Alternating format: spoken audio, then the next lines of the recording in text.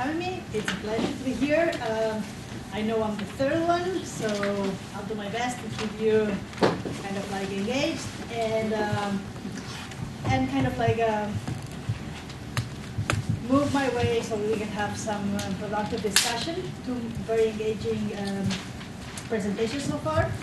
So I will be speaking. I'm not a sociologist, I'm not an anthropologist. I am a historian of modern Europe, specializing in Muslim immigration to democratic Spain.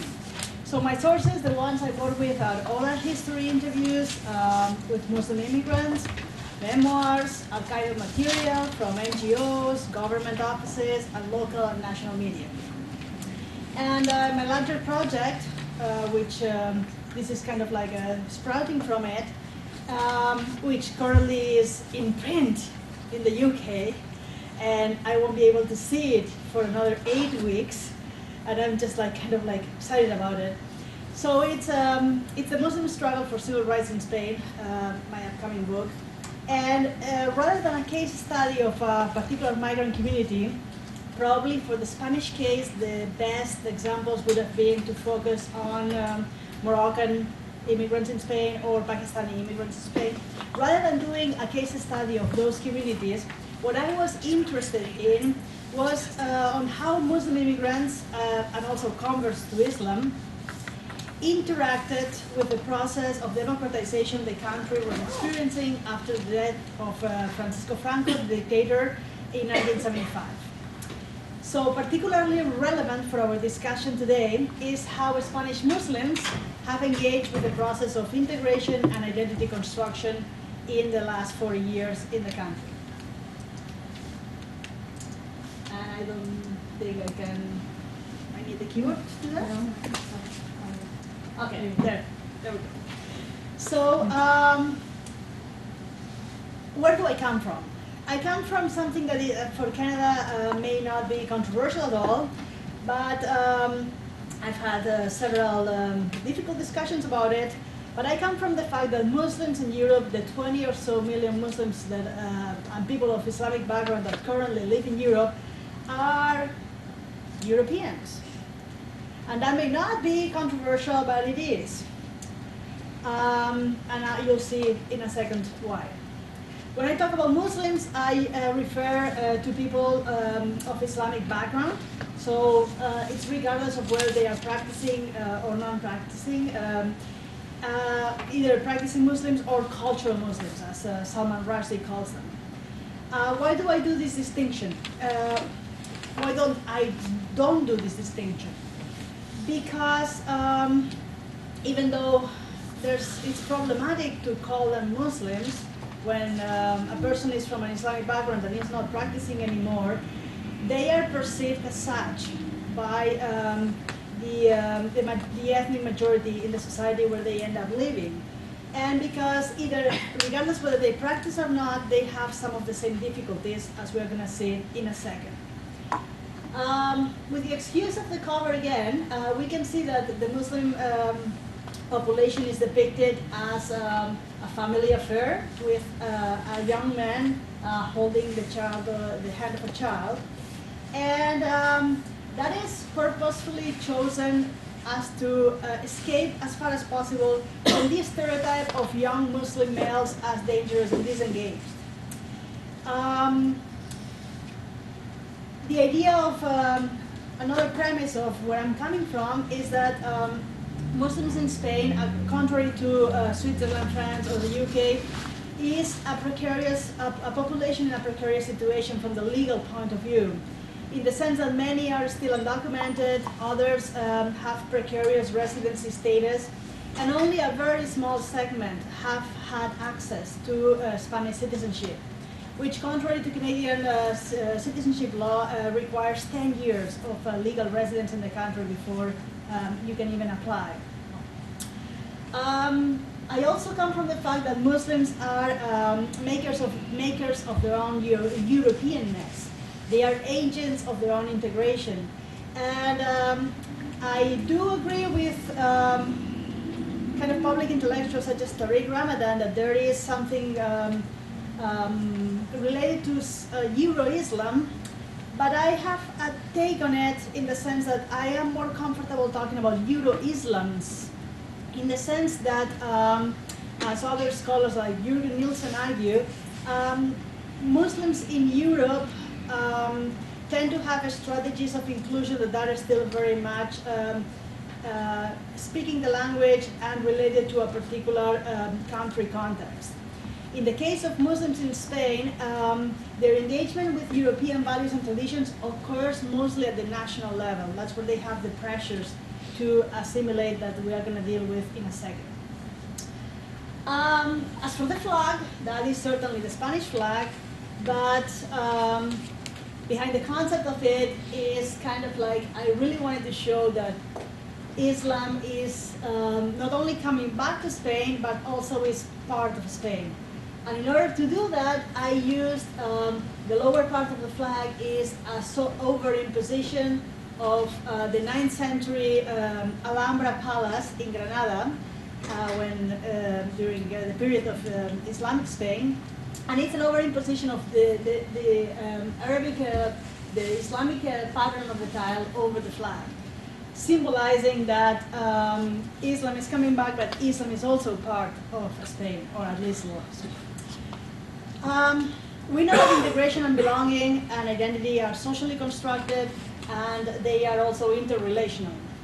So as much as Muslims in Spain are trying to argue for their case, how is this demographic and cultural change perceived by their neighbors, ethnic Spaniards? Well, the 3 men on the bench were chosen for a reason. The first one, if you pay attention, is looking surprised. The second one is a little bit more kind of like suspiciously looking. And the third one is clearly hostile. And the whole point is that Spaniards are getting old, demographically old, retired, they have a standard of living, that they're going to need the presence of new Muslim immigrants, but they really don't know what to do with them. So what am I here arguing? I would like to argue that, to our question, beyond integration and identity, that Muslim migrant communities in Spain are caught within inflexible notions of integration, which require a significant degree of assimilation, cultural assimilation. And also they are caught within a single notions of identity that understood as, in the classic nationalist way, a single national loyalty. So in this framework, against those pressures, Muslim Spaniards are questioning the legal structures and the social constructions of identity that not only do not include them, but that are fabricated against them. And how is it done? Well, we're aware that political motivations are inherent in the maintenance of identity categories and boundaries. In Spain, the exclusion is done by omission. The exclusion of Muslims is done legally and is certainly enforced legally. The first immigration law, when Spain finally realized that it was not a country of immigration any longer, and it was rather a country of immigration, and a year before Spain got into the European Economic Community at the time, approved an immigration law. The immigration law granted preferential treatment to some groups and not others. So preferential treatment for what? For obtaining work and residency permits, which are like the basis of legal status, but also offer shorter residency terms to apply for citizenship. So for some particular groups, the Spanish citizenship law is better than the Canadian. They only have to wait 2 years. For other groups, it's much worse than the Canadian. They have to wait 10 years. So who are these groups? And I quote, Ibero-Americans, Portuguese, Filipinos, Andorrans, Equatorial Guineans, Sephardic Jews, and those from the city of Gibraltar are entitled to the consideration of preferential groups because it can be assumed that they have an affinity of culture or identity with Spain, end quote. What's the logic underpinning this selection? Well, I've struggled for a few years to find out. For Ibero-Americans, the case could be made that the same religious background Catholicism and language, Spanish speakers, are elements that could maybe help in assimilation processes, not to mention the fact that maybe ethnicity and other factors do not necessarily correlate, but the thinking is that they are kind of like part of the Hispanic legacy. That is a little bit more difficult for Filipinos because that colonialism is way longer. And Equatorial Guineans maybe could be made a case because a lot of them still speak Spanish. But those are just remnants of colonialism. The connection there is tenuous. If it's shared history with Sephardic Jews, then questions that I'm going to deal with in a second arise. And then others may be territorial proximity. That's Gibraltar, Portugal, and Andorra. So the meaning of the affinity of culture or identity with Spain isn't clear. But maybe we can clarify it by knowing who is not to be perceived as having affinity of culture and identity. And I have this map there because I thought it was very useful. This is the Ibero-Americans, these are the Filipinos, these are the Guinea Equatorial. But this chunk here, pretty prominent, that used to be Spanish Sahara. Today called Western Sahara. It's a territory in contention between Morocco and, according to international law, should have a referendum of self-determination. That hasn't happened. And this used to be Spanish Morocco. And then there's a couple cities there, Ceuta and Melilla, which maybe some of you have heard on the news because the Spanish riot police was trying to intercept migrants that were trying to get to Spanish shore swimming, and they just used riot police gear to make sure that they drowned. 15 of them did. So those are cities that are currently under Spanish territorial control. But the whole point I'm saying is that, well, if Philippines and Equatorial Guinea is there, why is not Western Sahara or Spanish Morocco there as well? That's kind of like the first inconsistency in terms of colonial legacy. But the worst part of it is the cities of Ceuta and Melilla, which are both enclaves in North Africa under territory Spanish sovereignty. And they have significant Muslim minorities there that were either born in the city or had been long-term residents there. They were also excluded from the preferential treatment as well. I spent the whole first chapter of my book dealing with this and how they managed to make sure that this law did not apply to them. So thousands of people were able to make the case that they should be exempt from this law, but they were not able to make the case that they should get preferential treatment in the future. And the other historical inconsistency is Sephardic Jews, who were Jews that were expelled from the Iberian Peninsula in 1492. The same year that a lot of Muslims were expelled, and 150 years before, a lot of forcibly converted Muslims called Moriscos were expelled as well. So how come Sephardic Jews are not only welcome to preferential treatment, but today, as I speak, they are being offered Spanish citizenship, not that many of them are taking it, but the same does not apply to other communities. And the only possible reason is because they are Muslims. There's another reason, it's their sheer number. We're talking about greater numbers. But the greater numbers shouldn't be a problem if the reason is cultural affinity and identity with Spain, because a lot of these populations still speak Spanish. So the inconsistency is puzzling and painful.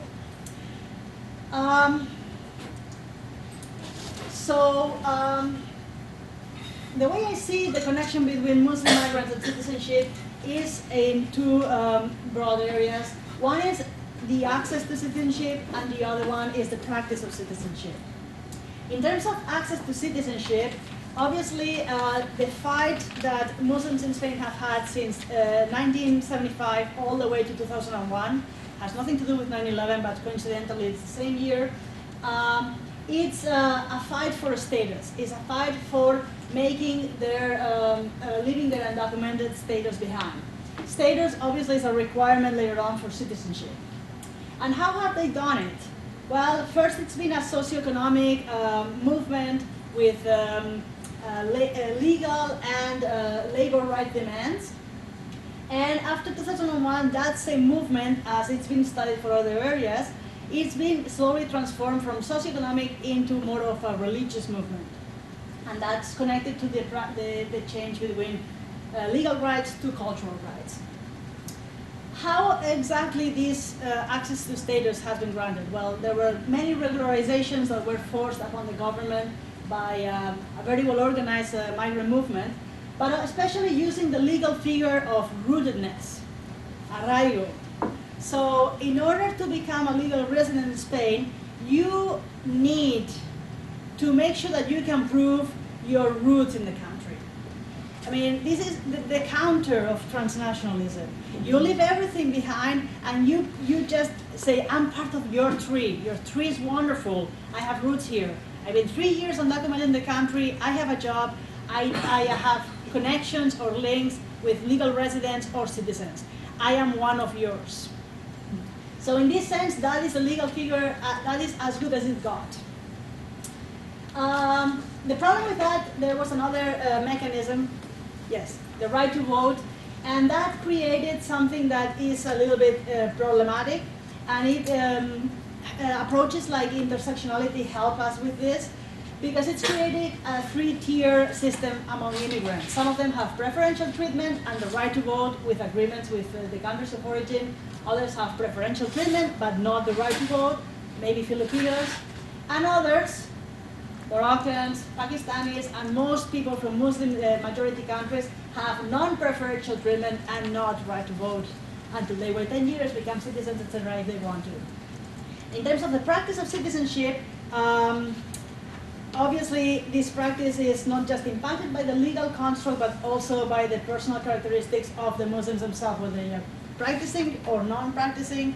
Practicing Muslims have many challenges. We can talk about them in a second or during the debate. And also whether they are, and we haven't talked about it yet in this today, whether they are women, for instance, they have to face gender Islamophobia that men do not have to, but I need to move on. So as a historian that like to approach it from the bottom up, how are Muslims themselves dealing with this context of legal exclusion and pressures to assimilate? The first one was the strategy that Muslims used in the North Africa enclave of Melilla. Was like, identity doesn't matter. We are loyal to Spain, we are loyal to the king, we are loyal to the constitution, we deserve citizenship. Regardless how we feel. We may feel Hispano-Moroccan, we may feel Berber, we may feel Amazigh, we may feel Spanish, but that's not the point. You cannot demand of us that we feel Spanish. You just can demand of us what Habermas called constitutional patriotism. That was one option. Another option, the converts to Islam, is very different. Obviously, they don't have problems with status and citizenship. So their approach is, Islam is Spanish. Islam is not a foreign religion. Islam has always been part of Spain. The problem is that we have refused to acknowledge it. So we are al-Andalus, the Islamic medieval kind of like period. We don't need to reclaim Islam because we are already part of it. And as such, we need to revisit curricula and education, we need to revisit the public practice of Islam and symbolic embracement of the religion. The third and fourth are the same thing. It's Muslim immigrants adopting a completely culturally assimilationist strategy.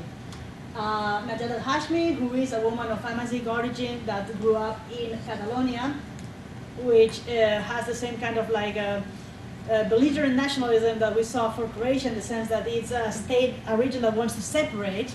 So right now it's very difficult to say that you are not Catalan. And she certainly is a poster girl for the Catalan separatist movement, because she wrote a whole memoir saying, I am Catalan as well. She writes in Catalan, she thinks in Catalan, she is severe her transnationalism from her life. And the picture that you have here is Kader Ibeid. That's a different region of Spain, so I thought, well, maybe this pressure to assimilate is only in the regions that are very heavily nationalist, but that is not the case. He is from another region, Valencia, not as nationalist, and he decided to embrace it all, including the symbolism of the Festival of Muslim Christians that celebrate the Christian conquest of Islamic Spain, and the forced conversion of Muslims in a street theater. So here he is, a Muslim Palestinian who has been living 30 years in Spain, and it represents the company called the Jews. Yes. So what we can see is that there has been a move from legal rights increasingly to cultural rights, but that if I had to go back to our title in terms of are we beyond integration and identity, I guess my answer would have to be not yet. But Muslims, Europeans certainly are pushing the legal and social constraints to their access and practice of citizenship. Thank you.